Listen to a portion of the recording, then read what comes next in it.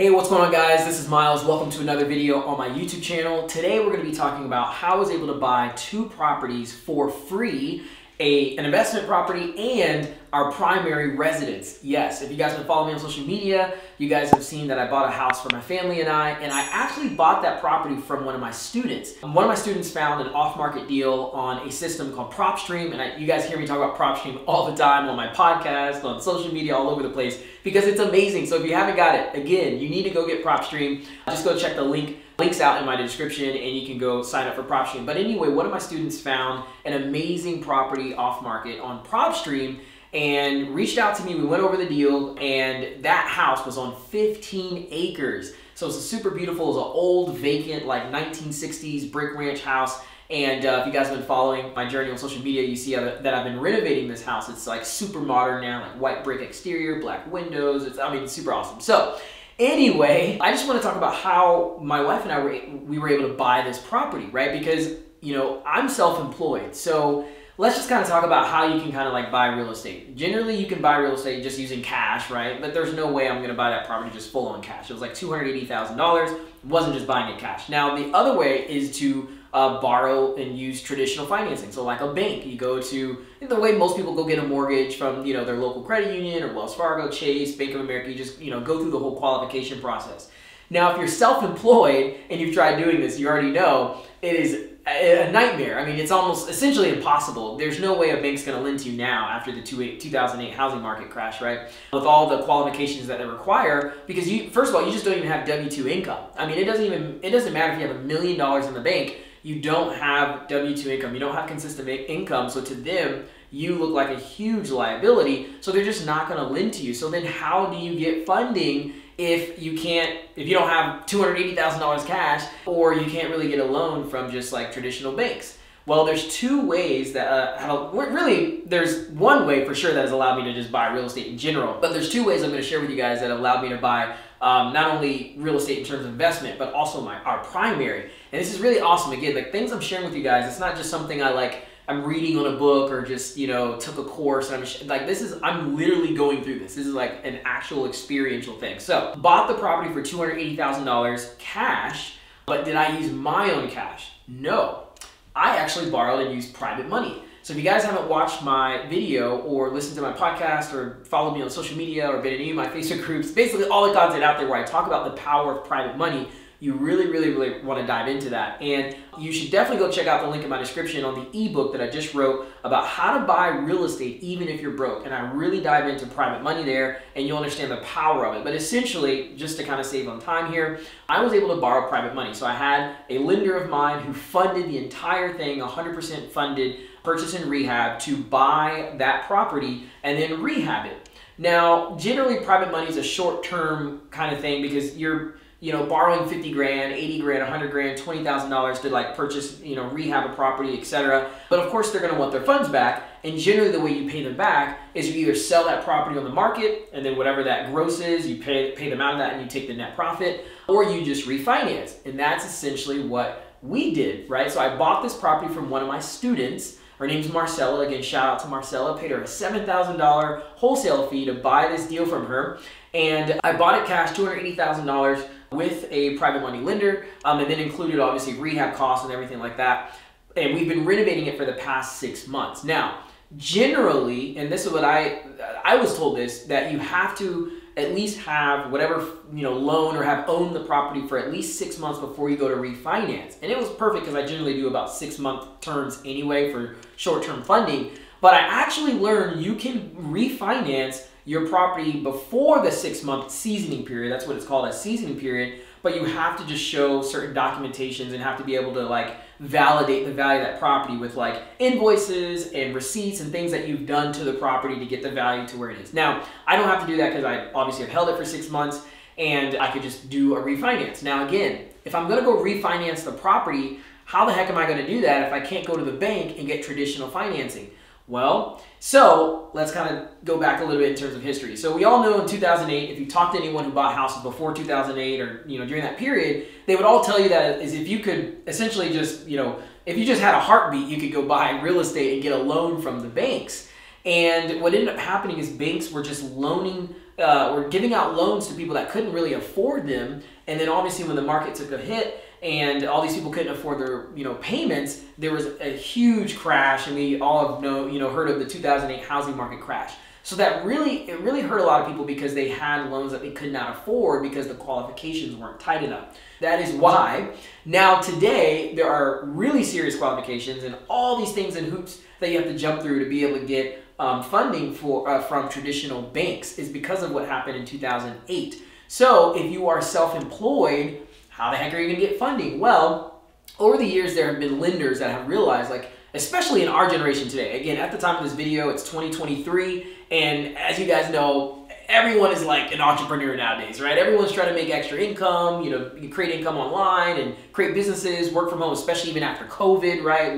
That even exploded the entrepreneurship industry even more because everyone's stuck at home. So you're like creating YouTube videos and, creating products and selling. And so there's a lot of people who have shifted into being full-time self-employed. There's a lot of, e-commerce millionaires out there, right? There's a lot of people out there, real estate investors, younger people that are making more and more money. I mean, there's just so many people that are self-employed nowadays. And even not even in like the .com world of like e-commerce, doing drop shipping or, a YouTuber or something like that. I mean, even just people that are like contractors, even people that are just like real estate agents, realtors, these are self-employed individuals.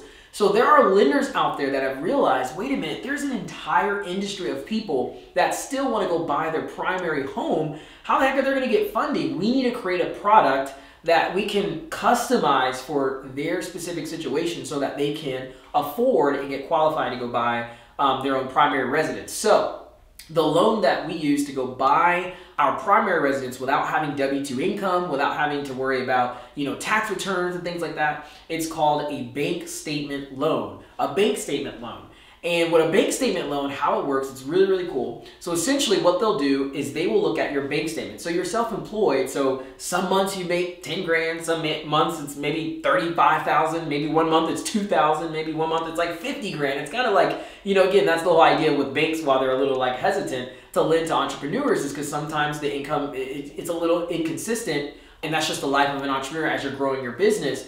But what they realize is it's still income. You're still making money, right? I mean, you could still be profitable for sure. So what they do is they take the total amount of the deposits that in the past 12 months. So whenever you're trying to refinance, you're trying to get this loan, they're going to look for 12 months, your past 12 months of bank statements with your business. Because again, you're self-employed, you're an entrepreneur. So they're going to look at that business account, and let's look at those 12 months of deposits. They're going to add that up. And that total number, they're going to divide it by 2. They're going to split that in half. 50%, they're going to assume is going to go to expenses. So we're just going to look at 50% as what you're taking home.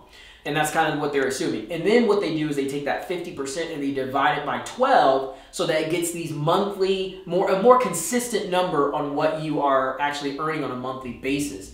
And that's how they'll qualify you based off of your income. And then they have a calculation to figure out the ratio of, does this monthly income support the loan that you're asking for from us? And if it does, then of course you can actually get qualified for this loan. And it's a great opportunity that a lot of people don't really know about, a bank statement loan. It's under an umbrella called non-QM mortgages. So you have, Fannie Mae, Freddie Mac, all these different mortgages that are out there, FHA, VA loans, things like that. But a lot of those people don't know about bank statement loans. It's under an umbrella, again, non-QM, and that stands for non-qualifying mortgage. And it's not that you're not getting qualified at all. Again, we're not trying to do 2008 again, but it's just you're not having to get qualified the way you traditionally would with a bank. So that's actually how my wife and I, we bought this house. It's on 15 acres. We bought it kind of like a fix and flip, right? We borrowed private money, we renovated, put about $120,000 into it. It's brand new everything, brand new HVAC, brand new electrical, brand new roof, brand new everything. And the beauty is because we bought it off market and at a discount, rather than just going on the market and just looking for stuff on the market and buying retail, we have a ton of equity. So we'll be all in about $412,000 to about $415,000, buying it at $280,000, the cost of the private money and the rehab, but it'll be worth around $600,000. So how amazing is that? Most people will go on the market, buy a house, oh, it's so pretty, it's beautiful, it's great, and they buy it, but they have no equity. There's zero equity, right? We're already starting off with over $100,000 of equity because we bought this as a, honestly, almost like a fixer-upper, and we borrowed capital, and then we're going to refinance the lender's capital out with a non-QM bank statement loan where we don't need W-2 income. We just have to have, business income in it, and the way they calculate it, again, just needs to support that mortgage payment. So if you don't know about bank statement loans, reach out to me. I'll get you in touch with my mortgage broker. I'll give you more information about it, but it's absolutely a great way. So that's how we were able to buy our primary house essentially for free. Literally no money out of pocket, because every bit that was basically every expense in terms of buying the property was paid with the private money, right? So the purchase price, $280,000, the rehab, the closing costs, all of that stuff, we added it up. And we borrowed that from a private money lender. And then we've just been renovating the house for the past 6 months. And now we're refinancing out of that. And again, all of that's going to just be paid through that loan. And we're just going to have a mortgage payment. So that's how we were able to buy our primary house with literally no money out of pocket, essentially buying a house for free. I mean, literally spent $0 on it. Now, of course, we're going to have a mortgage payment that we're going to pay. But guys, you can still live mortgage free. We bought the property on 15 acres for a reason. So we're not trying to just be bougie and buy, a $600,000 house. We actually bought a $280,000 house. It's just worth $600,000. That's another key. You don't want to go out there and just, there's ways to create value without actually having to pay, $600,000 for the property, right? So because what's going to happen is the property actually came with another house next to the house, which is really, really cool. And again, follow me on social media. I'll show you, and if you reach out, I'll show you basically the layout. It's 15 acres, and our house is kind of at the sort of towards the front, but there was another house on the property as well. So we actually called the county, and we are able to demolish that house and build new without having to subdivide, not having to, have its own tax ID and, property taxes. It literally can just, it's grandfathered in and just stay on the property. We can just build that house. And that's what we're going to actually build cash, because we can take our time to just put chunks of cash towards that. We just got a bid on the demolition for like $12,000 a couple of days ago. So, when we have that cash, we'll just put that and just demolish it. And then when we do the foundation, we'll, pay for that. And then framing, we'll pay for that. We can do it over time, and we can build an entire house cash. So there's no mortgage on it, but then we'll rent that thing out either on Airbnb and do anywhere between $2,500 to $3,000 a month, or just do a long-term rental and not really think about it and maybe be somewhere around $1,900 to $2,000 a month.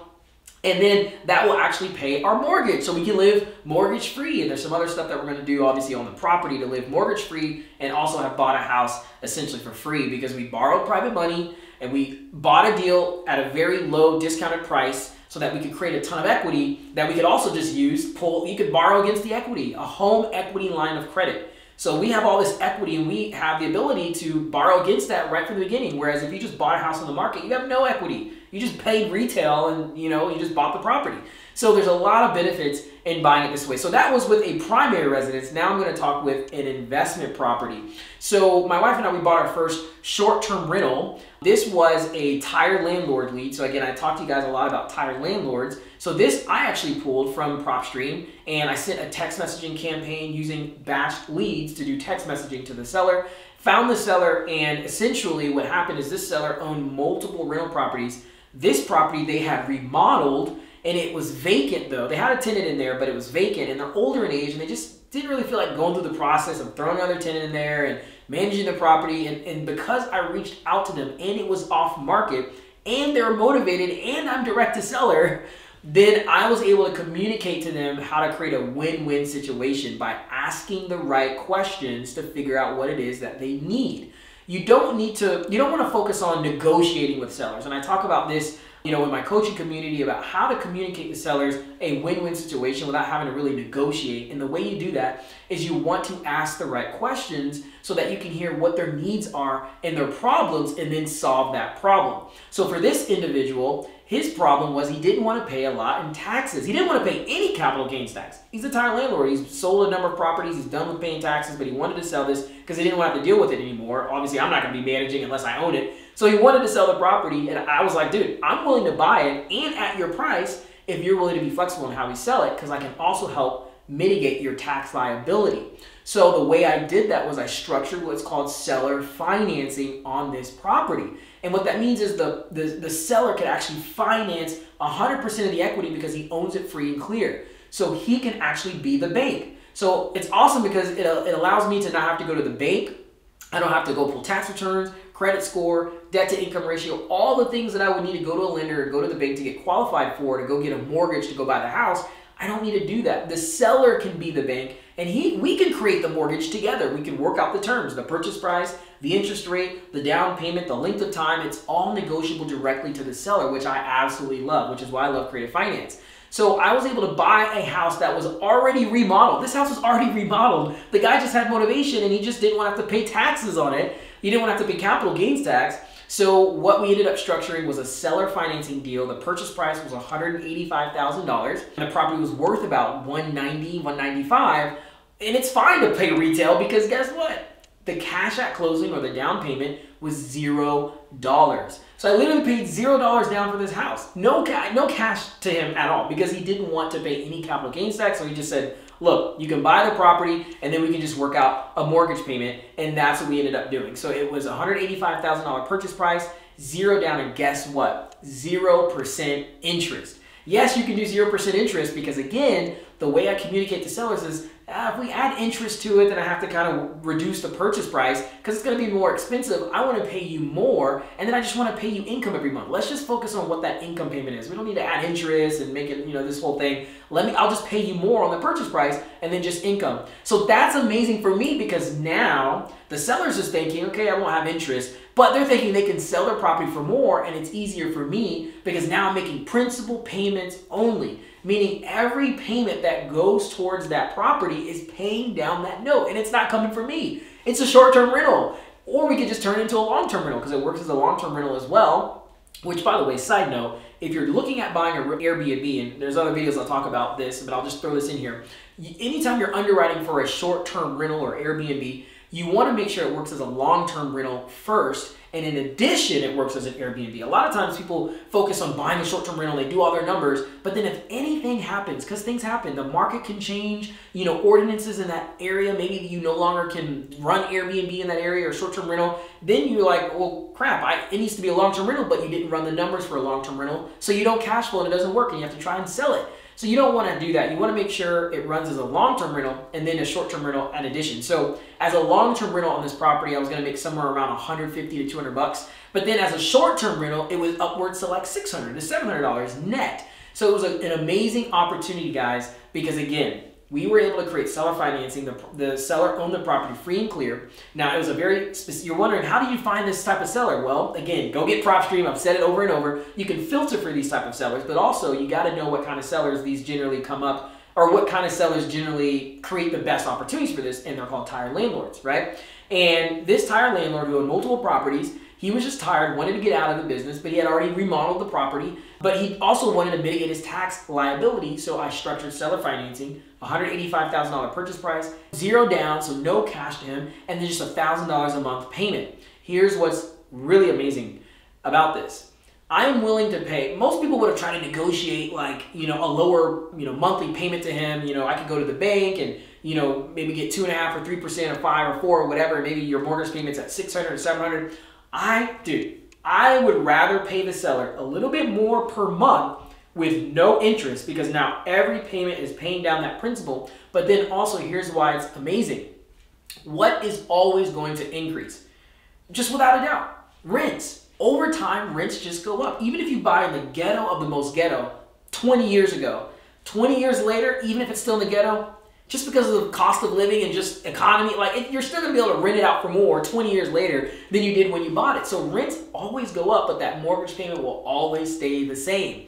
So maybe I'm not banking on a ton of cash flow today, but I just know over time, as I continue to hold on to this deal, even though this deal is amazing, if it wasn't as amazing, I still would have been interested in buying the deal because it was 0 down, 0 down. It was free. It's a free house, but it's free because, again, the seller's motivation and the type of lead that I was looking for, which was a tire landlord, and again, he wanted to mitigate his tax liability. So I was able to buy this property 0 down, 0 interest, And again, it was already remodeled, so my wife and I just put furniture in there and put it up as a short-term rental. And obviously you guys probably can see some photos that we'll post here on the video so you can kind of see what that is. And man, it's just been an amazing opportunity. So guys, I just wanted to share with you guys these little nuggets on getting your mind thinking about how you can buy real estate, literally free houses. I mean, we're talking about an investment property that I bought, 0 down, 0 interest because of the seller's needs. And then our own primary, I borrowed private money for that and then just refinanced in a non-QM mortgage called a bank statement loan.